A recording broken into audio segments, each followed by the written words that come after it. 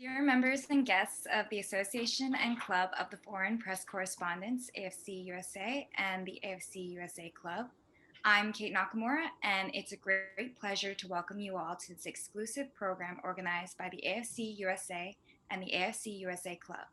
This program is one of the many educational programs we offer to foreign journalists as part of our mission to support their work, expand their resources, and advance their networking. It is a privilege and honor to have here with us today an exceptional guest, and we look forward to hearing his views and insights about a series of issues that affect our world and impact our lives.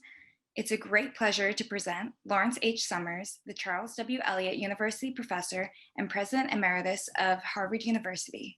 During the past 2 decades, he has served in a series of senior policy positions in Washington, D.C., including the 71st Secretary of the Treasury for President Clinton, Director of the National Economic Council for President Obama, and Vice President of Development Economics and Chief Economist of the World Bank. Lawrence H. Summers received a Bachelor of Science degree from the Massachusetts Institute of Technology in 1975 and was awarded a PhD from Harvard in 1982. In 1983, he became one of the youngest individuals in recent history to be named as a tenured member of the Harvard University faculty. In 1987, Mr. Summers became the first social scientist ever to receive the annual Alan T. Waterman Award of National Science Foundation, NSF, and in 1993, he was awarded the John Bates Clark Medal, given every 2 years to the outstanding American economist under the age of 40. Professor Summers, thank you for being with us here today. It's also a pleasure to welcome here today Thanos Dimatis, President and Director of the Association of Foreign Press Correspondents, and Susan Tarani, the Vice President of the Association of Foreign Press Correspondents. I also want to say that we have more than 100 attendees this evening who will be watching this conversation online. When we open the stage for questions from the attendees, please raise your hands and we will try to accommodate as many questions as possible. Thank you very much, Kate. Secretary Summers, your bio and your career and your experience is extraordinary. We just hear such a long background with a lot of, prominent positions and a lot of lifetime achievements. We are living in such an uncertain time during this pandemic, and we, as a young generation of foreign journalists, of citizens of this world, and also of international journalists, we would like to hear from you what is your insight about the whole situation our world is going through. Do you think that there will be any light at the end of the tunnel for the global economy and the US economy? But also, do you think that there will be any chance for a better future anytime soon from a human point of view, from ordinary lives point of view that we are all going through in these hard times? Thanos, let me thank you for having hosted me here today and thank the Foreign Press Correspondents Organization and say that as a former American official, I'm very aware of how important the work of foreign journalists is in carrying back the American story to every part of the world. And I'm also aware of how challenging it can be to be a foreign correspondent in Washington, given that American officials are always with some bias towards speaking to those whose audience is the American electorate, rather than a world that's very much affected by what happens in the United States. So I'm grateful for the chance to be with you. We're grateful. Let me, if I could, divide my answer to your thoughtful question into 2 parts. Let me speak to the near-term outlook over the next year or so in the United States economically, and where I see the opportunities and challenges. And then let me speak to COVID as a much broader, deeper, and more profound challenge to the global system. I'm optimistic for the next year or so for the American economy. Indeed, I think the risks that the American economy will overheat are among the most serious risks. You have a number of factors coming together. The most likely thing is that between the 1.7 million people a day who are being immunized and the nearly 100 million Americans who have already had COVID, that COVID will no longer be virulently expanding in the population, even 3 or 4 months from now, and that life will return very substantially to normal over the summer, that will unlock feelings of confidence and willingness to spend of a kind we haven't seen in 18 months. That will be further fueled by the nearly $2 trillion in abnormally high savings that households will have built up during the period when there was high uncertainty and there was high restriction on saving. That will be reinforced by the remarkably easy monetary conditions. If you look at zero interest rates, the largest quantitative easing in American history, a very competitive dollar, a stock market on fire. If you add all of that up, you have a remarkable amount of monetary fuel. Mm-hmm. And on top of that, you will have economic support programs with respect to COVID that dwarf the income gaps associated with COVID.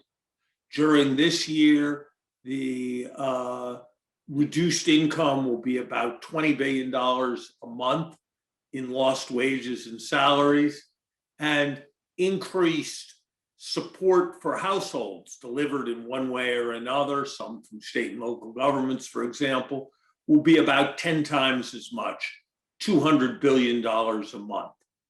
So you add all that up, and I think there's a very real chance that you will see the most rapid fourth quarter to fourth quarter growth that the United States has seen in decades. And I think there's the prospect that all of that economic energy will be further reinforced by efforts on the part of the administration to push a Build Back Better program. So on the positive side, I think that means the United States can be a very powerful locomotive for the world economy.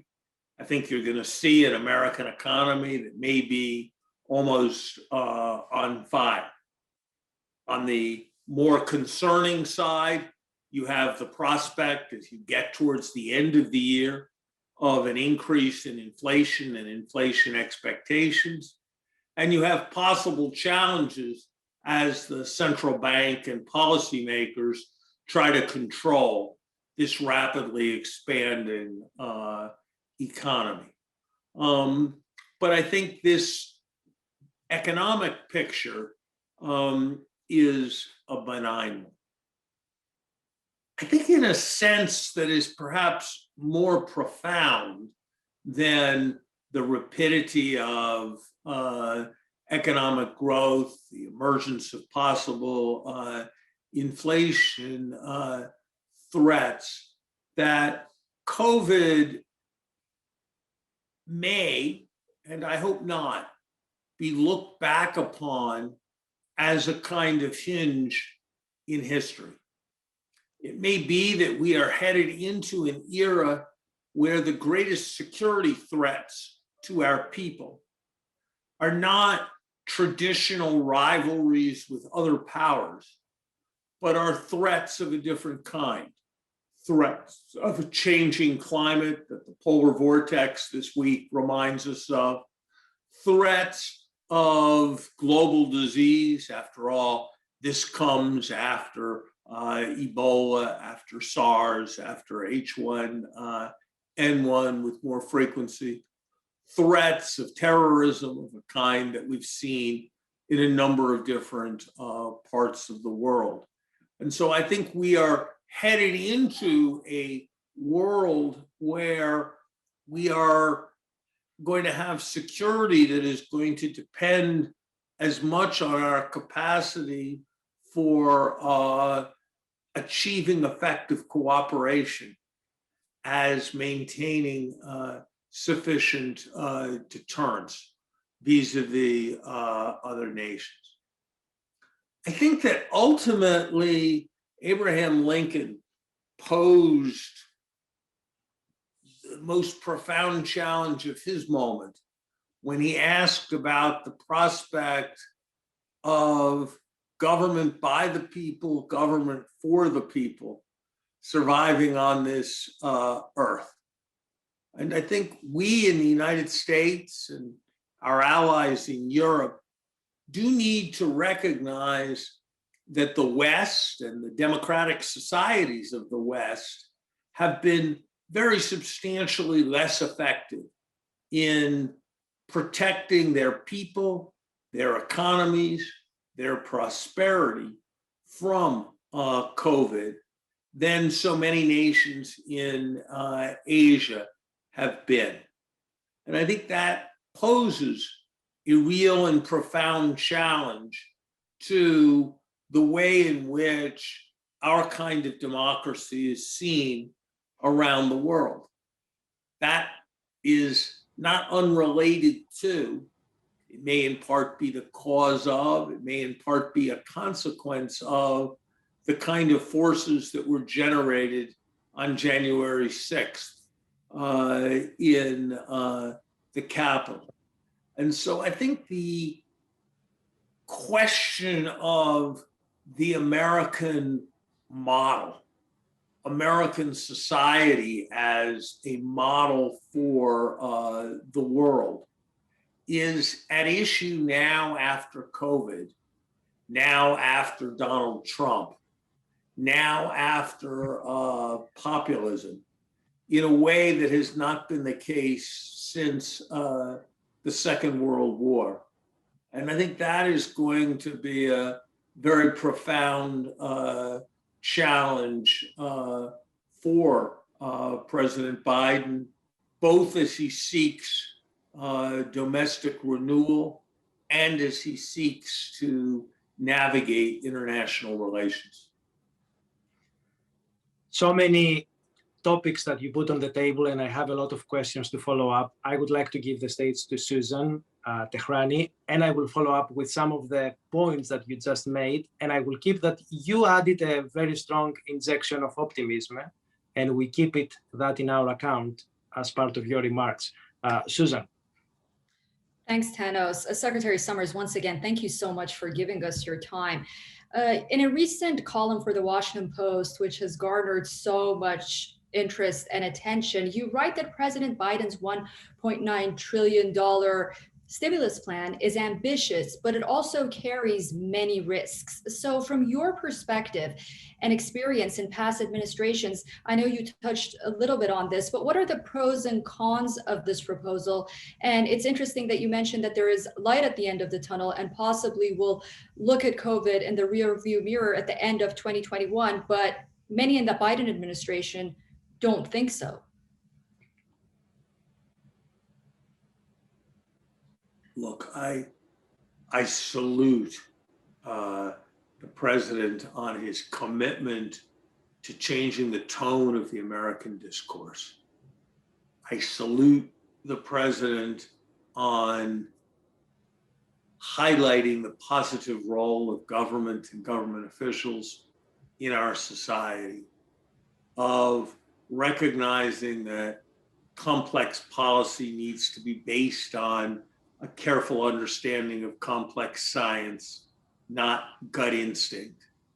A willingness to recognize that there's no time like the present and no window of opportunity like the first one to get very, very important things done. And I am someone who hugely admires the president, very, very much wants him to succeed. I'm concerned about two primary aspects of the $1.9 trillion program. One is I'm concerned that it goes beyond what is necessary to meet the relief needs of the moment. It is, as I said, meeting a hole of perhaps $25 billion a month in depressed wages and salaries with a provision of perhaps $150 to $200 billion a month in extra support. And I would rather see that extra support go to saving the planet from climate change, renewing America's public infrastructure, providing necessary support for our kids, building back a range of institutions in our country that have decayed, then go to pay beneficiaries of unemployment insurance considerably more than they were earning when they were working, or providing checks to the vast majority of households. So I'm not sure we're using resources well. My other concern is the more purely macroeconomic concern, that if you layer on the benefit that may well come from putting COVID behind us, the tremendous monetary energy being provided, the overhang of cash on household balance sheets because of the inability to spend this last 12 to 15 months, and near World War II levels of government spending, that you may have an economy that is on fire. And at one level, an economy that's on fire is a very good thing because it creates a lot of opportunity. At another level, anything on fire can be very difficult to control. And so I have that concern as well. I'm aware that the administration, and that there are some in the administration who worry that it will take longer to put COVID behind us. And I don't think we will put COVID completely behind us, just as we have not put the flu behind us. People have to get flu shots each year. Tens of thousands of people die tragically each year of the flu. But the flu is not defining of our national life in the way that COVID has been defining of our national life for the last year. There are risks. One can never predict biological mutation, and certainly there have been adverse surprises. But I think the preponderant probability is that between the natural immunity that is provided by having had the disease, the artificial immunity that is provided by having been vaccinated, the reduced dissemination rate that is provided by the move from winter to spring to summer, I think the preponderant probability is that things will be substantially better. I think if they're not, I would certainly support automatic trigger legislation that would trigger in support for household incomes if we were to have that problem. My anticipation is that with Democrat majorities in both the House and the Senate, that were an emergency to come forward, it would be possible to pass rapid legislation. So I am very alarmed about the virus, and every dollar we can productively spend against the virus, we should. But I think the risks, given the 1.9 trillion figure, which would have been almost unimaginable 2 months ago, 3 months ago. I think the greater risks are given what we're doing on the side of overheating. Secretary Summers, you mentioned, among other things in your remarks, some issues related to three very basic questions that I would like to put on the table and have the conversation going. My first topic is globalization. Do you believe that this pandemic is challenging globalization, which has been challenged before politically with a lot of populist leaders in the US and in Europe and across the world who has been opposing this globalized economic system? Is globalization a liability under these hard times of the pandemic? That's the one aspect of what I would like to ask you. And the second is, we would like to have your view on the broader perspective, not necessarily related to the US economy, but particularly on the European side. I'm coming from a country, Greece, which has been through the process of hard austerity measures, along with many other countries in Europe. Do you think that this pandemic might give some lessons to European leaders about how to manage more collectively the Eurozone and the Euro? What's next? Because there are money going around through stimulus packages. A lot of businesses are shutting down in many countries across the globe, in Europe and in the US. The economy is slowing, and what's next? I mean, how this economy can be back to growth under these horrible circumstances? You've asked two very good questions, Thanos. The second one had to do with Europe. Whereas I would say in the United States, the risks that with macroeconomic policy we will overdo things, I think now exceed the risk that we will underdo things. I would not say the same in Europe. And I think that my hope would be that more would be done to assure full relief, to energize the prospects of vaccination pervasively, where vaccination rates on the European continent are still, as a share of the population, a quarter to a third what they are in the United States. So I think Europe has mounted a less energetic and less effective response in many ways than the United States has, and that's got to be a priority for Europe going forward. I think there is more room for macroeconomic policy and fiscal policy on a European-wide basis. Globalization, I think that with respect to globalization, the need has always been to manage global integration at the same scope at which we facilitate global integration. As the world becomes a smaller and smaller place and more things move more and more easily across global borders, there's more need for global cooperation.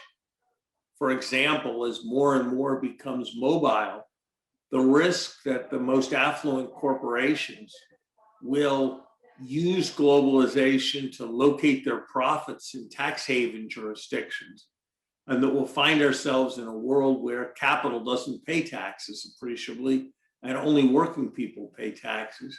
That's a very real risk. And so we need to measure the pace of globalization with the development of global institutions in areas like taxation. I think something similar is true in many areas of regulation.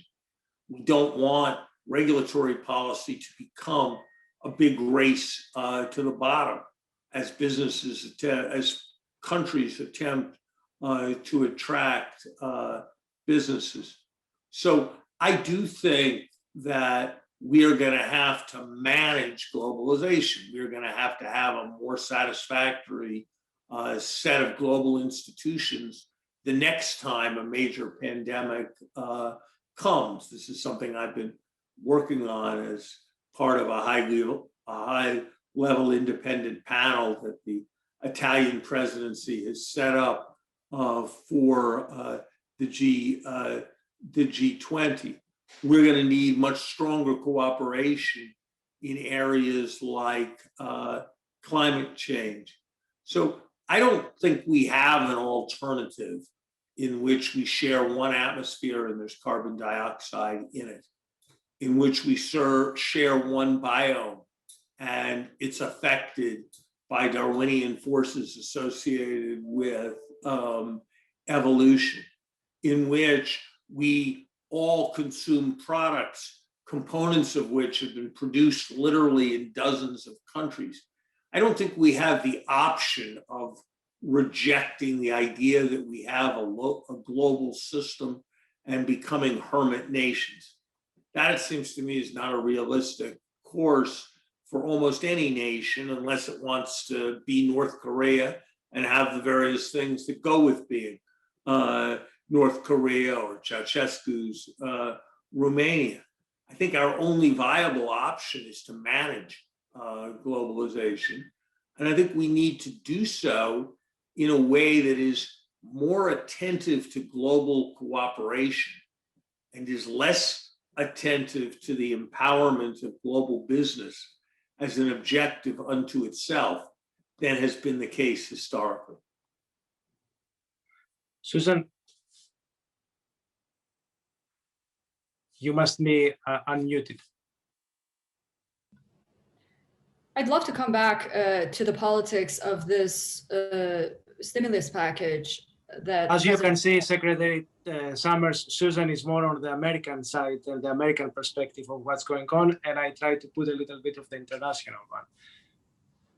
So yeah, just to come back to the United States here, because President Biden, as we are speaking, has decided to leave Washington and go straight to the American people to garner support for this stimulus package. What was very interesting is that Rahm Emanuel, he was the senior advisor to President Clinton and chief of staff to President Obama. He wrote a recent article in the Wall Street Journal, and he quotes that as President Clinton's tenure made clear, tough single-party economic fixes passed at an administration's outset can open the door to bipartisan successes down the line, basically suggesting that President Biden should go ahead with this stimulus package without GOP support, and then after that, work with the GOP on issues that they're passionate about, for example, tackling child poverty, close to the heart of Senator Mitt Romney. I'd love to get your thoughts on that as a former government official, and how do you think this will work out for the Democrats if they do decide to take Rahm Emanuel's advice?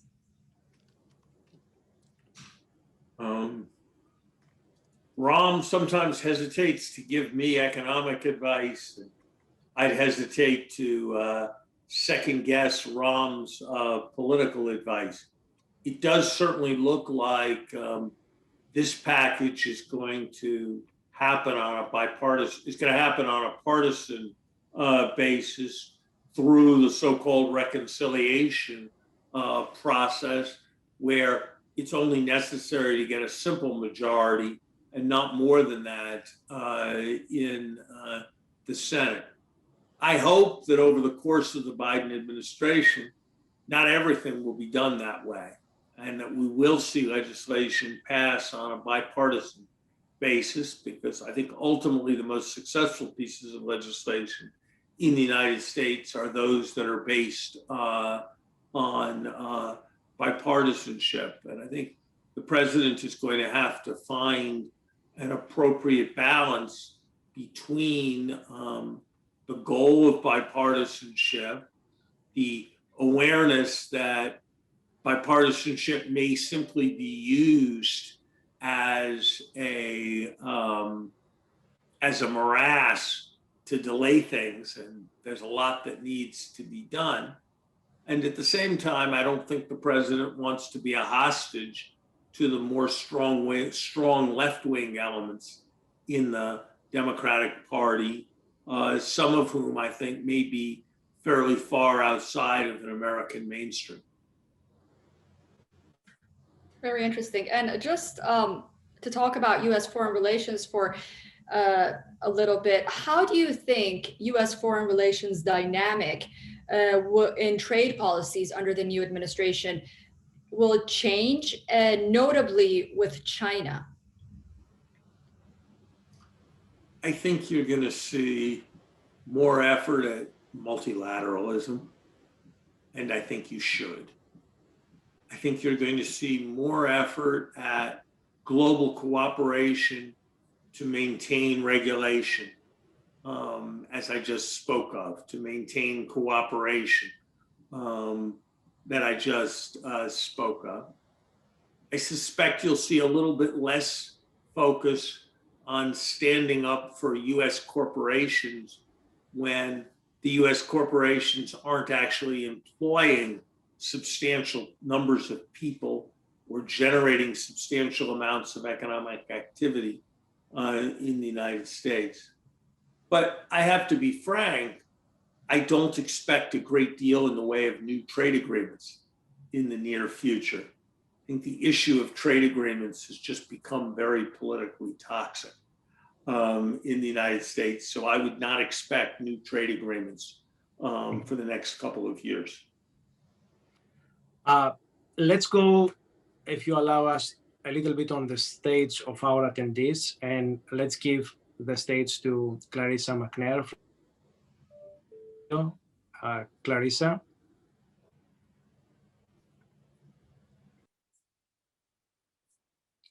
Clarissa. I would love to know more about what the effect of the coronavirus is going to have on the EU and the UK. I think you can probably find Europeans who can speak to that with more expertise. Look, I think this is a very basic test of governments and their ability to protect their citizens. You have to do a pretty complex thing. You have to manufacture vaccines, you have to get a hold of vaccines, you have to distribute vaccines. At the same time you're doing it, you have to be testing people, you have to be encouraging them successfully to behave responsibly, you have to be running a medical system that's able to treat them, you have to be able to encourage sound public health practices, sanitation, wearing masks, and the like. So I think this is a very fundamental test of the quality of governance. Europeans have long been extremely proud of the way in which they're able to govern in a fair, equitable, and inclusive and effective way their citizens. And I think that proposition is very much going to be tested in the months and year ahead. I would say that as a general matter, European performance, like American performance, has not been hugely inspiring when judged against the standards of a number of emerging markets, in particular, when judged against the standard of Asian countries. My hope would very much be that that will change in the months ahead. Two questions. One from Alexis. Alexis, please define your full name and your affiliation. And then with Martin, Martin, also the same. You're on stage. You want me to go on? Okay. Let's start with Alexis. Oh, thank you. Hello, Secretary Summers. Thank you for doing this. My name is Alexis Buisson. I am the New York correspondent of a French daily newspaper called La Croix. I was interested in having your thoughts about the raise of the minimum wage, and does it make economic sense to raise it in the current economic climates? Thank you. I don't think there's any case that it's appropriate for the US to have the same minimum wage that it had more than 20 years ago. I don't think there's any case that it's appropriate for the US minimum wage to be lower than it was during a significant part of President Reagan's term. Whether the at what pace the minimum wage should be increased seems to me to be a reasonable subject for discussion and argument. I think that a $15 minimum wage is a worthy target for most of the country. Just how soon that target should be hit, just how widely in the country seems to me to be a worthy matter for further legislative debate and discussion. But on the question of whether an increase in the minimum wage is a good idea, I would answer resoundingly yes. Martin? Yeah, could you put on the video? Oh, yeah, absolutely. Give me 1 second. Okay. Here you are. Hi, Larry. This is Martin Burkhardt, Danish journalist. We met a couple of times. My wife is a colleague of yours at Harvard. We are friends through Stephen Greenblatt. We met many times. Good to see you again. Good to see you. I can't actually see you on my screen, but it is good to see We you. can see you now, I Good think. to be in touch with you. There we are. Yeah. Hi. Good to see you. So, Larry, I wanted to ask you about your story in the Washington Post and the question of the risk of overheating the economy. So, when it comes to the income gap that you mentioned, 10 times larger, I wonder whether there's not a difference between the facts on the ground and the numbers you work on coming out of the Department of Commerce and the Department of Labor, meaning this, that a lot, I've read, even only one out of 10 unemployed in some states are actually getting unemployment benefits. So if that's the case, that's a really worrisome number. But it also means that you could absorb some of that money by simply making sure that the unemployed who are not getting the benefits are getting the benefits. So that's number one. The second point is when it comes to the $1.9 trillion stimulus package, it's not really all a stimulus, because a lot of this money is going to other purposes than stimulating the economy. It's basically going, some $200 billion, I think, is going to basically help out with the vaccination campaign and other issues in regard to testing. So that would not necessarily mean that you would overheat the economy by spending this money. Thank you, Martin. Martin, I would like to feel completely comfortable with this package. Really, I would. And I don't come lightly to having doubts about it. You raised two questions. The first is you suggest that only 1/10 of the unemployed are receiving benefits. In some states. I don't, it's conceivable that in some town somewhere that is the case. But what's actually striking about the data is that if you look at the number of unemployed people and the number of unemployment insurance recipients, usually in the United States, about half the number of unemployed, the number of recipients of insurance is about half the number of unemployed. Because, for example, when my children left college and spent several months looking for jobs, they weren't eligible for unemployment insurance. And in a variety of other contingencies, you can be unemployed, but not eligible for unemployment insurance.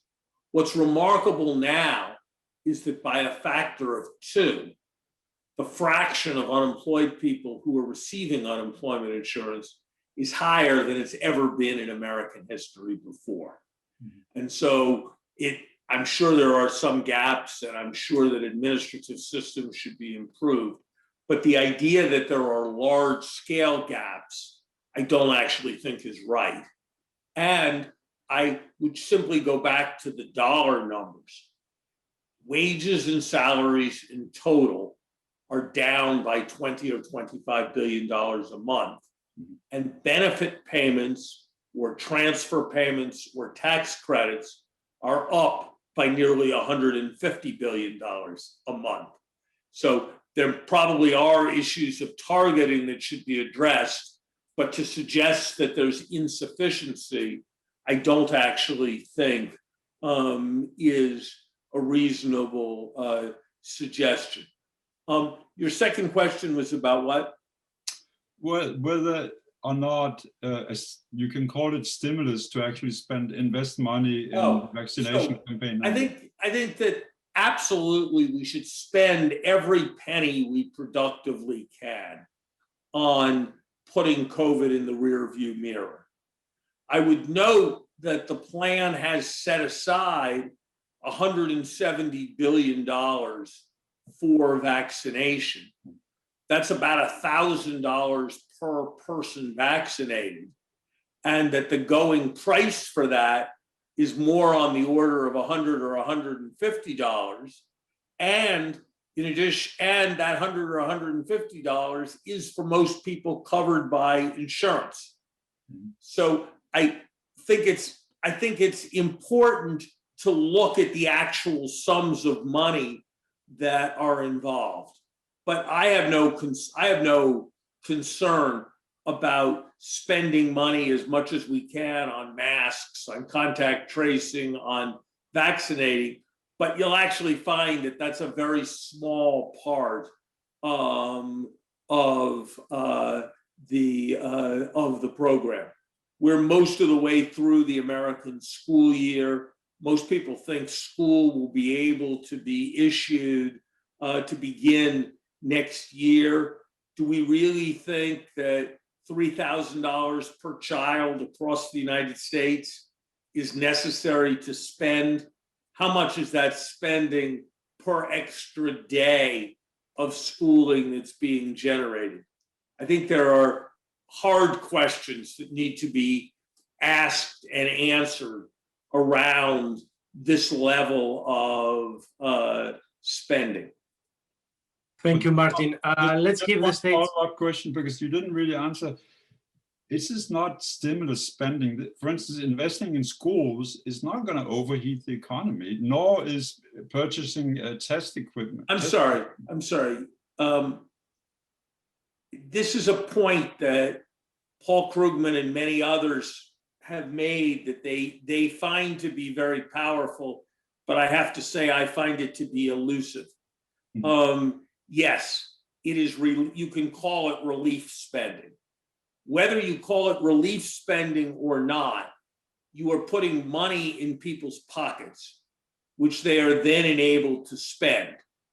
And you have to ask the question, what is the level of purchasing power? And then you have to ask the question, what is the economy's capacity to produce?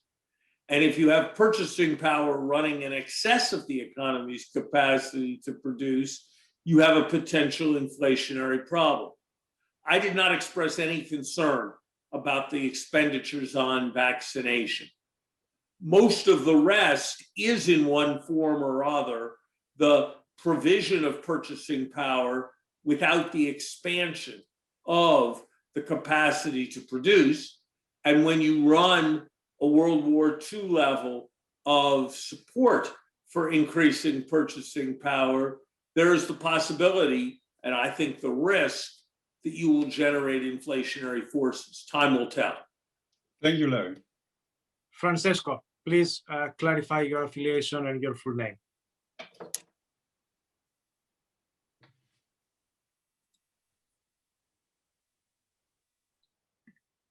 If Francesco can hear us, otherwise we go to Alex Raufoglu. Alex? Yes. Can you hear me well? Yes, we can hear you. Yeah. Yes, we can hear you. Please. Yeah, thank you so much. Thank you, Thomas. Mr. Secretary, I thank you for making yourself available to us tonight. It's very important. My name is Alex Raufoglu, and I represent Azerbaijan's independent news agency, Turan, here in Washington, D.C. I want to bring another angle to the table, which has to do with oil and diversity. As you know, oil exporting countries have been hard hit by the pandemic, and many folks here in Washington believe that this is actually perhaps a chance to assist these countries to transition towards a lower carbon, more diversified economic future. I wonder how you think the Biden administration should pursue this policy, given that they have a lot to tackle policy-wise, particularly here at home. And what role do you see the U.S. oil investors abroad can play in a clean energy transition? Thanks so much. I'm sorry that the question wasn't entirely clear. I think the question was, how do I feel about the promotion of substantial diversification towards renewables and away from oil, given the strains in many oil exporting countries? And if that's the question, I think my answer would be that the stake in preserving the planet, given what we're learning about climate change and given the various disruptions associated with climate change, is sufficiently strong that that would be where I would want to put the priority. And it may be that it will be necessary to engage in certain kinds of compensatory policies. If so, through the international financial institutions, I would support those compensatory policies. But my primary emphasis at this point would certainly want to be on the climate change concern. Francesco, Yes, can you hear me now? we can hear you. Please Oh, identify perfect. your affiliation. Yes, my name is Francesco Semprini. I'm the US correspondent for the Italian Daily News La Stampa. Thank you so much, Thanos, and thank you to the association for this great opportunity. Thank you to Secretary Summers. Last time we met was in Washington. You were having a coffee with Minister Varoufakis, who Thanos know very well, I guess. And we had a brief but very constructive conversation regarding the European economy. And still was 2015, 6 years later, part of Europe is still struggling due to COVID, but also to structural problems. Secretary Summers, my question is very specific. You mentioned before the Italian presidency of the G20. And we know very well that Italy is not doing very, very good from economic point of view, but also from a political point of view. Let me say, we have a new prime minister whose name is Mario Draghi. Probably you know very well him. And my question is this: do you think that like hiring a banker, even if his name is Mario Draghi, the most important banker in the world, do you think that is a good solution for a country, especially now that we are struggling with COVID and the economy? Or I mean, would always better going back to election and having a real political leadership? Basically, my question is this: I mean, we are in a situation of lack of political leadership, so we have, to trust like technicians, like bankers, rather than politicians. I would say that in very important respects, containing COVID and building a strong economy is more about competence than it is about ideology. And I've known many people in my life in and out of government, and I'm not sure I know anyone who I think is more honest, more committed to his fellow citizens, and more dedicated and competent than Mario Draghi. And so I can't imagine better leadership for Italy at a moment of this kind. And I can't imagine a better representative of Italy as Italy hosts the world in the context of this year's G20. And so I think that it is a very exciting prospect, and I was gratified to learn that the Italian president was going to ask Mario Draghi to form a government. And I believe that whatever political steps Italy takes next, it will take from a firmer foundation because of Mario Draghi's leadership. Thank you, Secretary Summers. One question from Omoe Ban, who is a board member and a foreign correspondent from Nikkei. Omoe. Yes, thank you very much, Mr. Secretary. My name is Momoe Ban. I am with Nikkei newspaper, Japanese business newspaper. I have a question. I'd like to have your view on cryptocurrency, on which there are many very much divided view by politicians to financial institutions and investors. What is your view? Do you think cryptocurrency could be legitimate asset class that functions as a decentralized currency?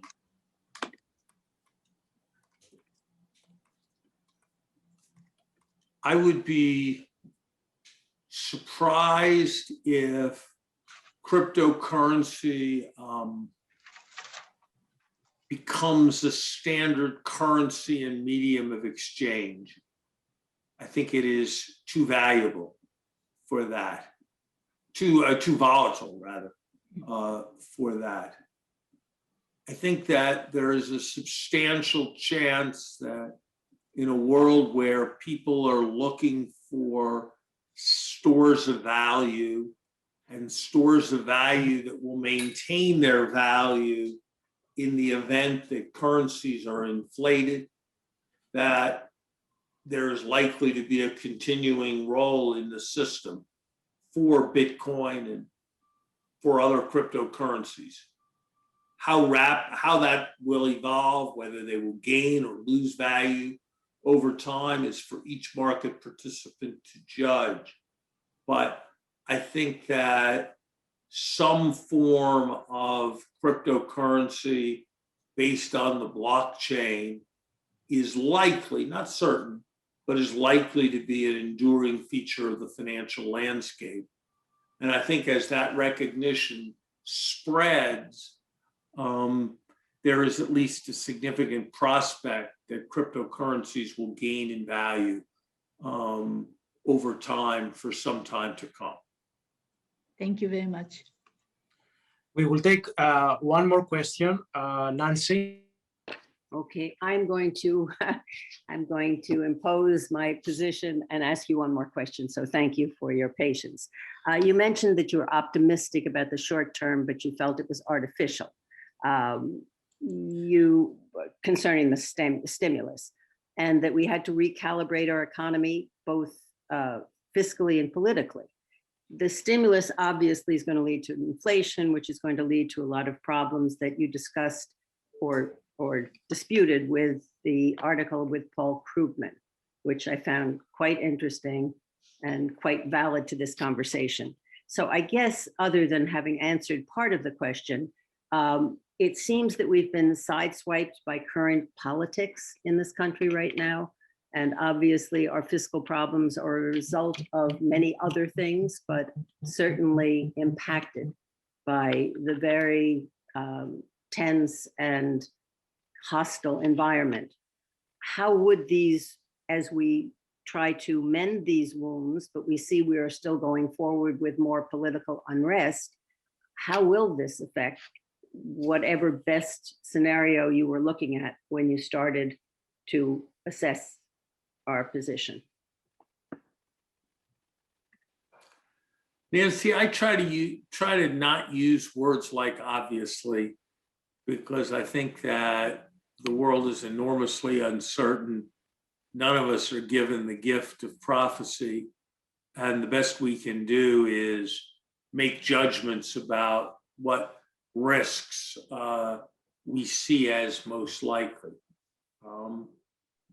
It would be my hope that America will settle back into a more bipartisan tradition in which there's an adversarial system between our parties, but there are also intermittent periods of cooperation, particularly on international issues.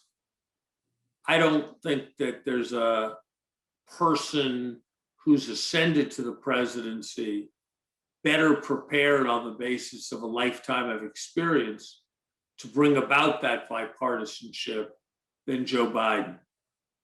But I think there are tremendously divisive forces in both parties. Certainly, so much of the Republican Party that embraces Congresswoman Taylor Greene, that dignifies QAnon, that is prepared to give credence to things that former President Trump says. Certainly it is difficult with them to engage in bipartisan cooperation. And there are some on the left who, it seems to me, want issues and bases for indignation more than they want accomplishments. And I think it's not so easy to have bipartisan cooperation with them. So I think it's going to be a challenging period for bipartisan cooperation, though I would agree with you on the importance of that aspiration. My own sense would be that much of this is going to play out in the Republican Party. And if the Republican Party remains the party of Donald Trump, it is going to be very difficult for people of good faith to engage in bipartisan cooperation. And someone who worked with Phil Gramm when Phil Gramm was the chairman of the banking committee and I was in the Treasury, has worked over time with a variety of Republicans. That gives me no pleasure to say that, but I think it does depend on both parties. But I think it would be a mistake to see the issue as symmetric.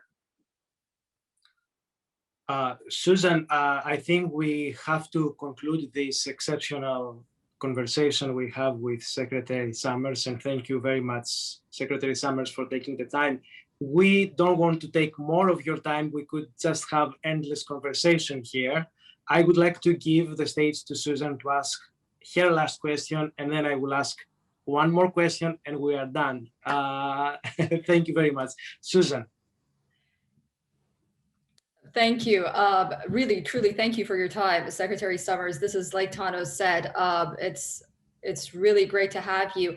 I guess my final question will be a follow-up to what Nancy said. And I think for a lot of our foreign correspondents who are joining us, they're covering the United States and they're looking at this issue of partisanship and bipartisanship and the slogan that Joe Biden ran on, bringing back better. And I was wondering if you think with something like the stimulus package, is there a middle ground that the Republicans and Democrats can ultimately reach where not to hold hand and sing kumbaya, but maybe in a way demonstrate that it is possible to pass a stimulus package, or as Paul Krugman likes to call it, a disaster relief package, and pave the way for more cooperation? Or is it the theory that Rahm Emanuel puts forth and says that the Democrats should go ahead with this is too important to let go, and then work with the GOP on other issues? I think given the way the debate has played out so far, it does not appear likely to me that there will be a basis for bipartisan cooperation on this first set of measures. I wish it were otherwise, but that does not seem very likely right now. And I hope we will get it the next time. I hope that in the future, in particular, as we move to public investments, we can see more cooperation. My last question, Secretary Summers, is a little bit more personal question. What is your major fear in our post-pandemic world in the next 10 years? And what is your major hope? And also, we would like to hear, if it is possible, to share with us, what is your advice that you give to your children, grandchildren, that we could be shared here? for the younger generations as a very accomplished personality that you are? I think my greatest concern is with whether the United States and China will find their way to mutual respect and successful interchange. I don't think affection is a realistic aspiration, and I think confrontation carries with it enormous risks. But my greatest concern is whether they will be able to find a suitable modus vivendi. My greatest hope would be that the common adversary of the microbe, of the virus, will cause a greater appreciation of common humanity. You know, famously, Ronald Reagan asked Mikhail Gorbachev whether he would join the United States if there was an invasion from Mars. And Mikhail Gorbachev said yes, and asked Ronald Reagan whether he would join the Soviet Union if there was an invasion from Mars. And Ronald Reagan said yes. And we haven't had an invasion from Mars, but the challenges like COVID, challenges like climate change have some of that character. And so I hope our common challenges will drive us to a recognition of that those common security threats and their very commonness reflect our common humanity.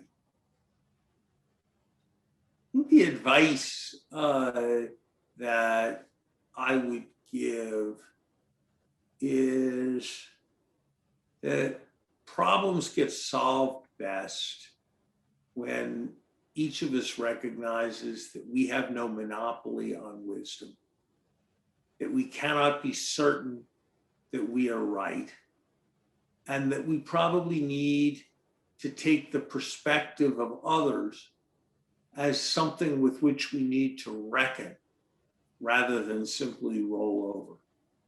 And that if we're able to do that when it is working out compromises within our domestic governments, whether it is working with our neighbors, whether it is working geopolitically, we are that much more likely to be successful. And so that kind of effort, a kind of strategic empathy, not empathy of compassion, but empathy of comprehension. If we can all try to maintain that in all that we do, I think we're likely to have better outcomes. Thank you very much. I think that's the best way to conclude this conversation today. Thank you, Secretary Summers. Thank you, Susan. Thank you all of the foreign journalists who joined us. I mean, we have a lot of questions. We cannot accommodate all of them, but hopefully we can make a promise. You can make a promise that you can come back at some point in the near future, Secretary Summers, and to have you as our special guest again. Thank you very much. Thank you. Thank you.